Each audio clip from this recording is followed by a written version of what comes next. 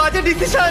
ঠিক আছে, আর কিছুক্ষণের মধ্যেই অন্ধকার হতে চলেছে। ক্যাম্প না করলে আমরা বিপদে পড়বো। আমরা কোথায় যাচ্ছি সেটা কি বলবে? আমাদের ক্যাম্প সেটআপের জন্য একটা ফ্ল্যাট গ্রাউন্ড খুঁজতেই হবে। কেভের ভেতরে ঢোকার পরে আমরা এমন একটা জায়গা খুঁজে পেলাম যেটা অনেকটা উঁচুতে থাকায় আমরা জল থেকে সুরক্ষিত থাকতে পারবো। তার মানে এটা ক্যাম্পের জন্য পারফেক্ট। পারফেক্টটা একটু বেশি হয়ে গেল। মোটামুটি বলা যেতে পারে। ঠিক আছে, ক্যাম্পের জন্য মোটামুটি। প্রথম দিনের বাকিটা আমরা কাটিয়ে দিলাম আমাদের জিনিসপত্র আনতে। প্রত্যেকটা ব্যাগের ওজন প্রায় 80 পাউন্ড। আর যেমনটা তোমরা ফুটেজে দেখছো, আমরা এটা করতে 4 ঘন্টা লাগিয়ে দিলাম। এখান থেকে যাওয়া খুব কঠিন।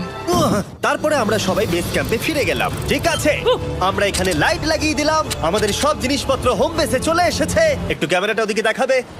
ওদিকটা কিন্তু ভয়ানক অন্ধকার, আর সবসময় এরকমই থাকবে। তাই আমরা ক্যাম্পিং গ্রাউন্ডের জন্য খুব বেশি কিছু করতে পারলাম না। কটা ফুটো করে দড়ি টাঙিয়ে দিলাম। এটা ধরো আর ওঠো দেখি। মনে হচ্ছে আমাদের হ্যামকগুলো ভালোই সাপোর্ট পাবে। আর তারপরে আমাদের সার্ভাইভাল গাইড জোয়ের সাহায্যে আমরা হ্যামক টাঙালাম। এই সরু দড়িটা আমার হ্যামকটাকে ধরে রাখবে। হ্যাঁ। ডিনার খেয়ে আমরা প্রথম রাত্রি ঠান্ডার